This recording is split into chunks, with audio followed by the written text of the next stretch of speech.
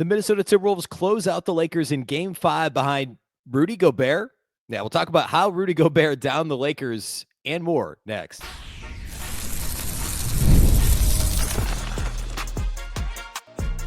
You are Locked On Timberwolves, your daily Minnesota Timberwolves podcast. Part of the Locked On Podcast Network, your team every day.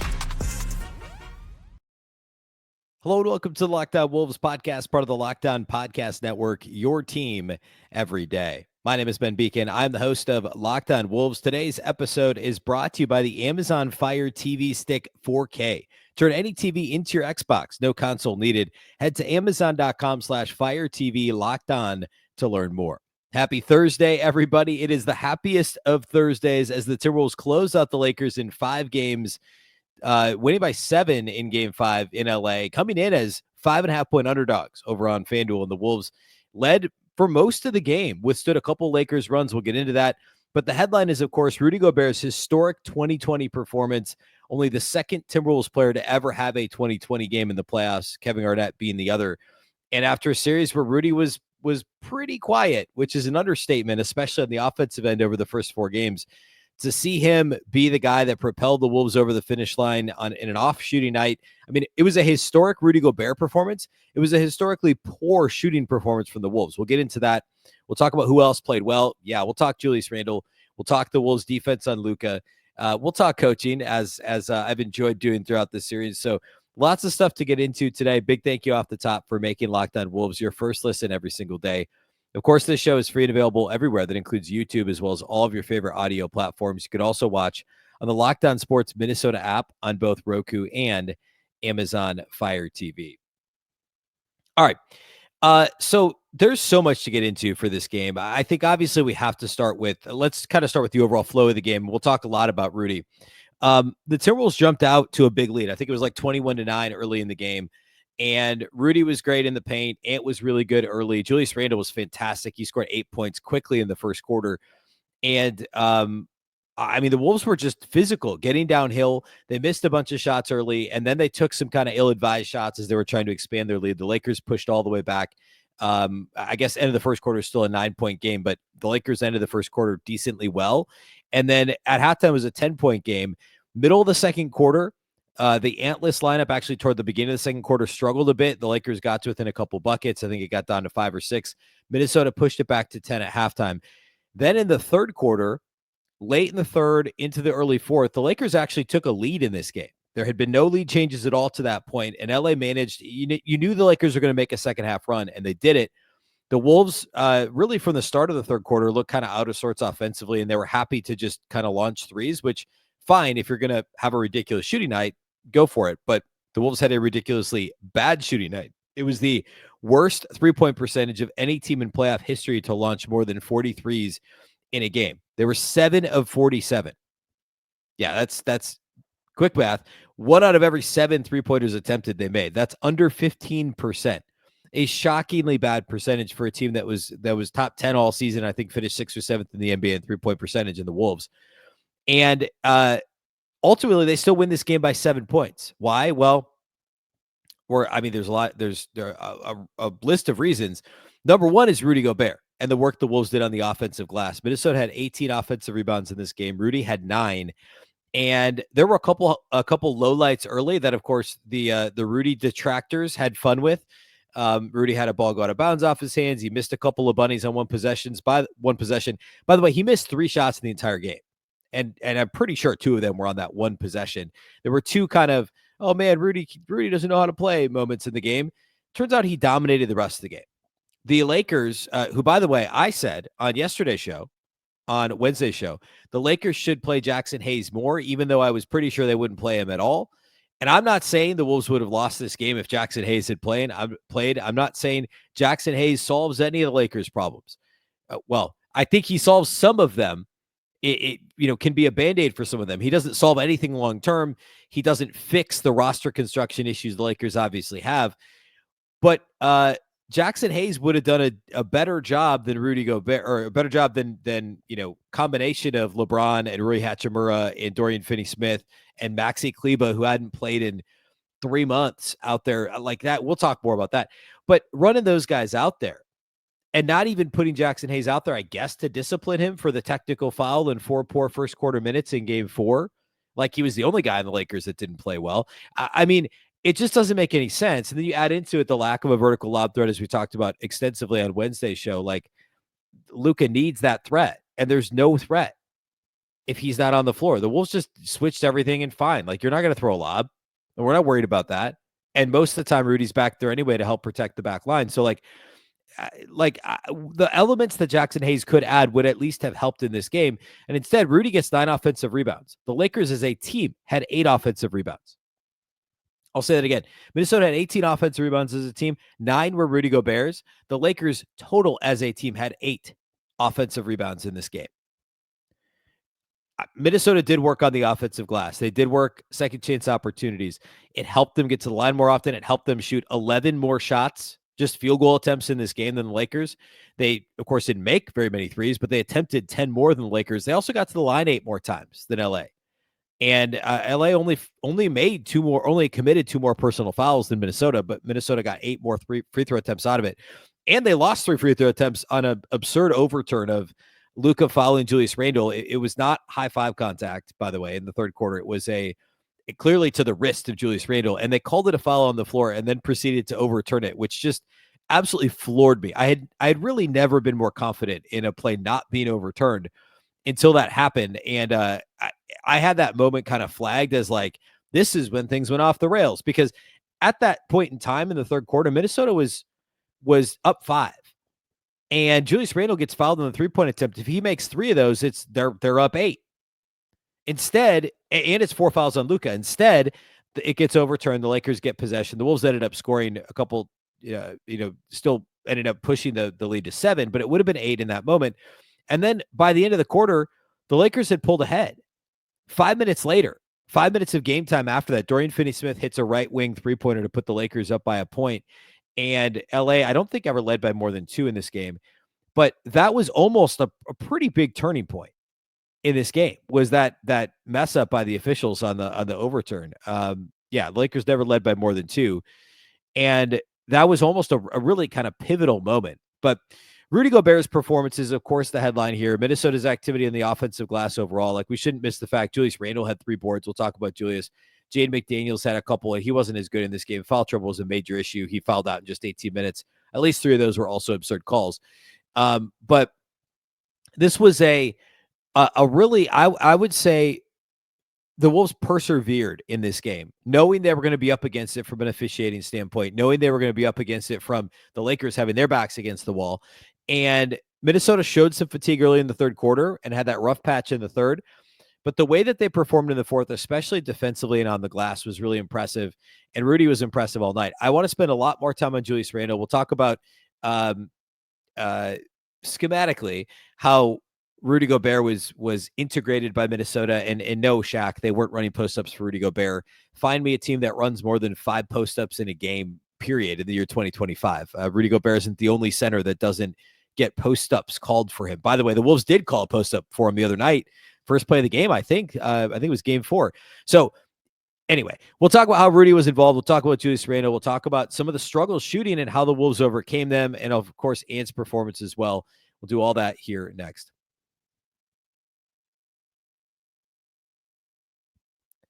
Today's episode of Locked On Wolves is brought to us by our title sponsors at Amazon Fire TV Stick 4K. Did you know your Fire TV is also an Xbox? Turn any TV into your gaming and entertainment hub with Fire TV Stick 4K devices. No console required. Just grab your paired controller, subscribe or sign into Xbox Game Pass Ultimate with EA Play included, and you're ready to go. Dive into hundreds of premium titles, including EA Sports College Football 25 to Call of Duty, as easily as you stream your favorite shows. Maybe you're not in front of your main setup and you're traveling, you're in a hotel, you're visiting family, you have family visiting you, so you're not your normal spot.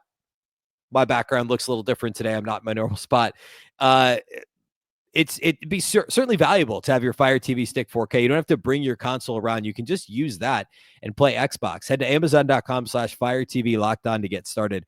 Xbox Game Pass Ultimate subscription and compatible controller required. Available on select devices, including Fire TV Stick 4K second gen, Fire TV Stick 4K Max, first and second gen, and Fire TV Cube, third gen.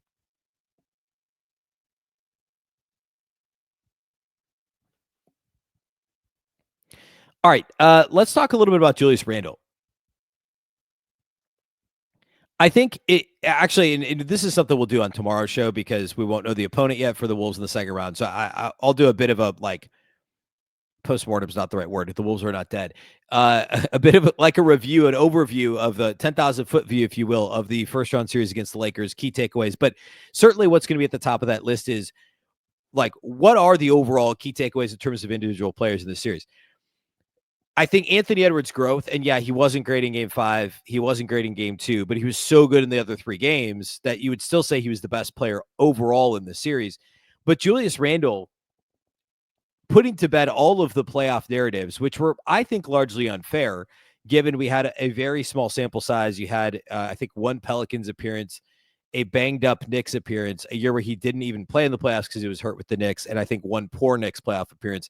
Like, first of all, look at the teams around Julius Randle on those Knicks teams. And if they were expecting him to be 1A and be the guy, I mean, he's a pretty good second option so far in a Minnesota Timberwolves uniform. And second of all, the sample size is so painfully small. What Julius Randle's good at is exactly the sort of thing that can be really vital in a playoff series. And that is attacking mismatches. It's attacking a defense that's stuck in rotation. It is getting downhill and playing physical when officials are allowing physicality. I think Julius, I don't have this in front of me. I'm guessing I think he got called for 1 offensive foul in the series. And could he have gotten to the line more? Yeah, maybe, but I don't think he cares. He's just trying to bully ball guys. And no, it's not a great strategy one-on-one against LeBron, but it is one-on-one against Rui Hachimura. It is one-on-one against Dorian Finney-Smith or Luka Doncic. Late in the game, the Wolves got Luka switched on to Julius Randle. This is in the fourth quarter. It's like a one bucket game late in the fourth. And the Wolves got Luka switched on to Julius Randle multiple times, and Julius Randle just ate. Like, it was just the worst possible scenario for the Lakers. With 8 minutes to go, Luka fouls Julius Randle on a drive. Julius hits a pair of free throws. A little bit later, Randle misses a floater that he should have made. The Wolves end up with the possession later. Jaden McDaniels hits a pair of free throws, and it was a relatively open shot. 3.5 minutes left with the Wolves up 3, trying to stretch it to a 2-possession game. Julius Randle scores with Luka guarding him. Does it again on the Wolves' next possession after a LeBron 3, pushes the lead back from 2 up to 4. And that was kind of it. There was one more, I guess it was a take foul when Randle got to the free throw line a couple more times, a couple of take fouls. But Julius Randle attacked Luka. He attacked anybody that was guarding him one-on-one. And really, unless it was LeBron, it was the right decision. And those sorts of isolation kind of, ultimately ends up backing somebody down and shooting his weird little tough fadeaway. That's not always a good possession for Minnesota, but in the playoffs, when stuff is slowing down and teams are putting 2 on the ball with Ant, and especially in a game where the Wolves are just horrific from outside the arc, having somebody that can bully ball and score in those post-up situations, that's valuable. And I said this at the start of the series, as long as it doesn't become your go-to for the Wolves offense, that's not a bad second option. Julius Randle is so good in that situation. And he's really good in the regular season at getting fouled there. That's not something you can necessarily expect in the playoffs. He did get to the line 7 times in this game, but like I said, 4 of those 7 free throws were take fouls. But Julius Randle was phenomenal throughout this series. And we can go ahead and look at what he's done over the course of the series. He had 23, 5, and 4 this game and didn't shoot it well from 3. But, you'll take 23, 5, and 4 from Julius plus 7 free throw attempts any night of the week. It was consistent. What was most impressive about the Julius Randle performance throughout the series. He was consistently solid, and he was great when they needed him to be. They didn't need a big, dominant Julius Randle performance where he goes for 40. That's not his role in this Timberwolves team. They need him to contribute in an ancillary role and be, consistent in that role. And he was exactly that. He posted impressive lines all series long. And like I said earlier, the Wolves needed him to attack mismatches. They needed him to attack on a second side rotation, to be the second side creator for himself and others. And he did do that in this series. It's exactly what the Wolves needed out of Julius Randle. And Chris Finch did a great job after the game of kind of lauding both Julius and Rudy Gobert as guys who are legit contributors and awesome players. And I'm obviously like big time paraphrasing this, but the point of what Finch said was these guys have so many detractors and so many naysayers around them, and they're both really good players. He did say the words, "We went to win the series without Julius Randle." And he went on a long thing about how what Rudy does, it may not look aesthetically pleasing. You may not like the way he goes about it, but it's effective. Julius Randle in the series, game 1, 16, 5 and 5. Shot 6 of 11. Game 2, they lose this game, 27, 6 and 4. Shot 9 of 17, 27 and 17 shots, only 1 turnover in game 2. Game 3, 22, 5 and 4. Game 4, 25, 7 and 3. Game 5 tonight, 23, 5 and 4. Overall for the series, Julius Randle averages just under 23 points, just over 5 rebounds, 4.5 assists. He shoots 39% from 3, gets the line 6 times per game, and turnovers 2.5 per game, which after the 7 turnovers in game 1, he only had 3 combined turnovers in games 2, 3, and 4. We're going to, again, put a bow on the series tomorrow, but Julius Randle is, to me, the most stirring performance of any Timberwolves player, because if he does this consistently in the playoffs, I mean, look out. The sky really is the limit if you're going to get consistent production out of Julius Randle. And every other night, it was somebody else. Jaden did it a couple times. Game 5, of course, it was Rudy Gobert. And Ant didn't even come to the party in game 5. It was really only Rudy and Julius. It was the bigs against a really small Lakers lineup. Rudy Gobert, in terms of what he's done in this series, remember the first 4 games combined, Rudy Gobert had 16 points combined in the first 4 games. 16 points on 13 field goal attempts. He didn't even attempt a field goal in game 3. Now, they won that game by 12. He didn't attempt a field goal in game 3. So he was 4 of 13 through the first 4 games. And again, had 14 points on 13 shots. In this game, he had 27 points on 15 shots. In the first 4 games combined, he had 25 rebounds. In this game, he had 24 rebounds. In this game alone. Over the first 4 games, he had 2 total block shots. I feel like he had more than that, but he was credited with 2 block shots. He had 2 in this game.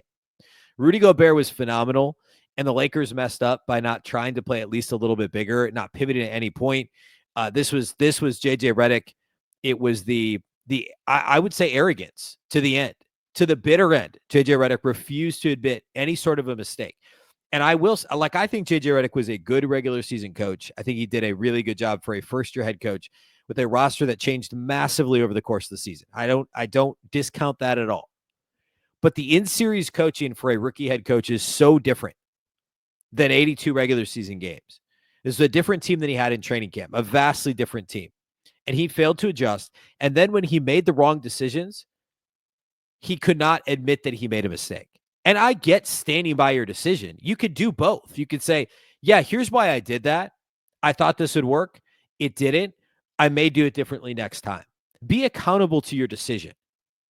Don't be don't allow, there were certainly Lakers quotes or player quotes by Laker players that alluded to like, hey, Rui said something after the game like, we need somebody to grab a rebound. I mean, I guess maybe he's calling out his teammates or himself, but like maybe it's the fact that you didn't have a big on the floor ever during this game, except for 5 minutes of Maxi Kleber, who hasn't played in 3 months, which is a whole other thing. Like, what message does that send to the rest of your team? Obviously, he didn't care about what message it was sending to Jackson Hayes. But I just thought it was such and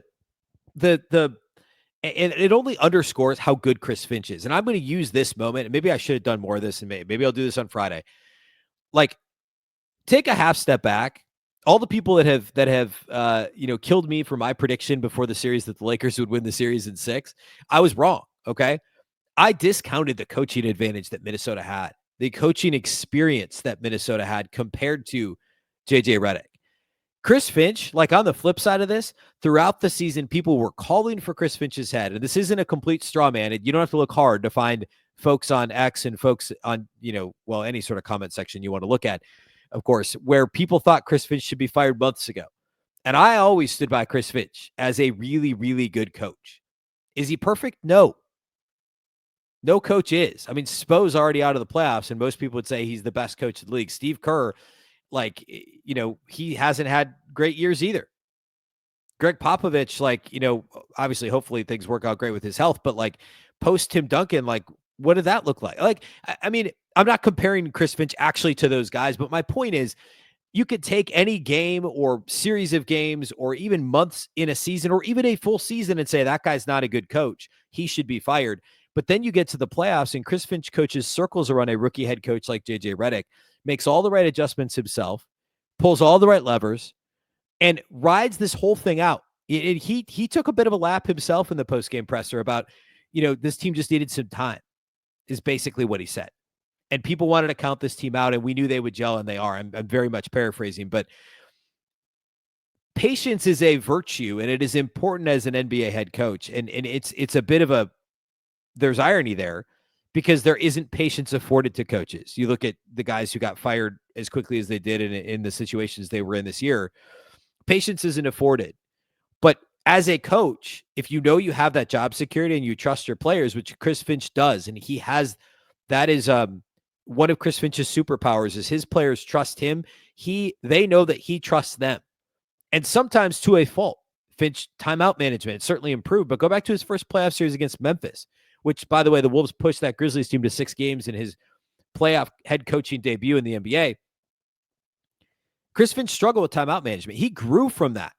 And JJ Redick's going to grow from this. And I've been killing Redick over the last couple of weeks. He was a really good regular season head coach, but Chris Finch was far superior in the playoffs and deserves flowers for this. And I'm going to spend more time.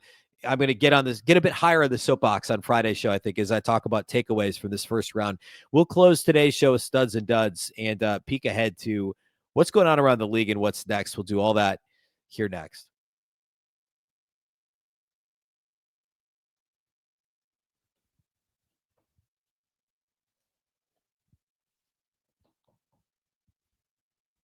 All right. So studs and duds in this game. Minnesota shot the ball horrifically. I think that's a very fair way to say it. They were 7 of 47 from 3, as I said earlier. I've seen multiple places. So I guess I'm crediting whoever pulled this from the actual stat book, record book here. But the Wolves were 7 of 47. The worst shooting percentage, the worst 3-point percentage, of any playoff team to shoot more than 43s in a game. 14.9%. Biggest culprits, Nikhil was 2 of 9. Dante DiVincenzo was 2 of 12, and he wasn't going to stop shooting. Ant was 0 of 11. Julius Randle was 1 of 6. In fact, nobody shot anywhere near their season percentage. Mike Conley was 2 of 6. Conley was the only guy that had a 3-point percentage of north of 30% for any individual on the Wolves team. Somehow Nas only attempted 1 3 in this game. They overcame that. We talked about the offensive rebounds. Going into the series, I thought the biggest things were going to be offensive rebounding. I have my list right here from the preview shows that we did, I guess 2 weeks ago now. And I thought it would be transition opportunities that Minnesota could eat in those. I thought they would have to win the 3-point line and offensive rebounding. 1 and 3 hit, and 2 hit in a couple of the wins. Transition didn't matter in this game. But as we talked about the other day, every other game except for the one they lost, they dominated in transition. I think they beat the Lakers by a single point in fast break points in this game. But offensive rebounding was a massive thing. So I was right on that, and it showed up in a big way in this game. And it's also on a micro level in this game, how the Wolves were able to win this thing by 7 and still manage to score 103 points despite shooting under 15% from 3 and 40% from the field. Getting to the line 33 times certainly helped as well. And by the way, that was equal opportunity. Everyone that played shot at least 2 free throws for Minnesota, and nobody shot more than 8. Studs and duds. Studs for me in this one, obviously Rudy Gobert, 27 and 24, 27 points on 15 shots for Rudy, 2 blocks in this game. Was a plus 18 in a game the Wolves won by 7. Plus minus doesn't always tell you a story. Like Julius Randle was a -2, which seems crazy to me. He was good. But when Rudy's a plus 18 and no one else in this game is better than a plus 12, and actually Rudy and Ant are the only guys in the entire game that are better than a plus 7, tells you how good Rudy Gobert was and what kind of impact he had on this tiny Lakers team. They're not actually tiny. They have pretty good size across the board, but they don't have any bigs, a big-less Lakers team. Rudy was phenomenal and gets a stud in this game. Julius Randle would get another stud for an individual player. 23 points on 8 of 16, only 1 of 6 on threes, but he was 7 of 10 on 2-point attempts, and he got to the line 7 times in this game, with 6 of 7 at the line. If Julius Randle goes 7 of 10 on twos and gets the line 7 times, I like the Wolves' chances. 5 rebounds, 4 assists. He only played 32 minutes. He was in foul trouble early in the game, too. He was kind of next in line after Jaden McDaniels when it came to guarding Luka. And Luka got McDaniels in foul trouble early, and then it was Julius got in foul trouble. I actually think it was LeBron that made him pick up that third foul there in the first half that sent him to the bench. But Julius Randle was really good in his 32 minutes. Third stud for me, it's Ant. I know he was inefficient, 15 points on 19 shots, and he missed 11 threes. There were people killing Ant on Twitter. I don't know, like, I get it. He shot 11 threes and he missed all of them, but like, couple things. One, most of them were open. Like all the ones he took in the second half, I think, except for maybe the first one of the third quarter, virtually all of them were open threes. They were good shots. It's not like he was forcing them. It's not like the Lakers weren't putting 2 on the ball. You can't just waltz to the rim every single time. The other thing is he was 5 of 8 on twos, so it's not like he didn't shoot twos, and he got to the line 8 times. And he had 8 assists and 0 turnovers. Take out the field goal percentage part and the missed threes. He had 15, 11, and 8 and no turnovers. He was a plus 12 in 43 minutes. Anthony Edwards was legit good in this game besides the missed three-pointers. And yeah, it matters, but it matters a lot less when you turn it over 0 times and you manage 8 assists and you play with poise when you're double teamed. And he continued to do that. He wasn't great. He was certainly better than he was in the game 2 loss. He wasn't as good as games, 1, 3, and 4. Fine. He was still really good, and he was better than the Lakers stars in this game. Duds from Minnesota. Naz had a really pedestrian game. He did have 3 blocks, 2 of which were on Luka on 3-point attempts, which was a ton of fun. Besides that, he was very quiet. Took 1 ill-advised 3-pointer. I thought he was a bit, kind of unengaged in this game, which is a weird thing for Naz, especially in an elimination game or a closeout game, I guess, from the Wolves' perspective. So I'd give him a dud. And then Jaden for the foul trouble. Yeah, some of those were really kind of lame and very weak calls, but you got to not pick up 6 fouls in 18 minutes. This was old Jaden, the only game in the series that he legit didn't show up really on either end. So those would be my duds. I thought everybody else was fine. Like Dante didn't shoot the ball well. That was a theme in this series, but overall, I thought he was pretty good defensively. He was switched on to Luka more than you'd like, and I thought he was pretty good. He was competitive against Austin Reeves, drew an offensive foul against him, just didn't shoot the ball well. Nikhil was just kind of fine in this series. Hit a big 3 right after he airballed one. Like, these are things that are going to come around. Like, Dante and Nikhil aren't going to combine to go 4 for 21 for the 3-point line ever again, most likely. Like, that's crazy. 4 for 21 for Dante and Nikhil, which I think is actually like the exact same percentage as the Wolves shot as a team. Like, that's not a normal thing for the Wolves, for those 2 guys. So, doesn't really worry me moving forward. So if I had to go duds, I'd go Naz and I'd go Jaden in this game. All right. Next up, of course, the Wolves will play the winner of the Rockets-Warriors series. Rockets beat the Warriors on whatever night this was. I guess it was Wednesday night. So that means Golden State is up 3-2 instead of closing it out. They're up 3-2, going back to Golden State. And that next game, I believe, takes place on Friday night. Yes, Friday night on ESPN. I don't have a game time yet for it. Rockets, Warriors. If the Warriors win at home, then they move on to play the Wolves in the second round. The Wolves would actually have home court as the 6th seed over the 7-seeded Warriors. I'm not ready to campaign for them to get one matchup over the other. I think they lost 3 out of 4 to the Warriors this year, but weird games.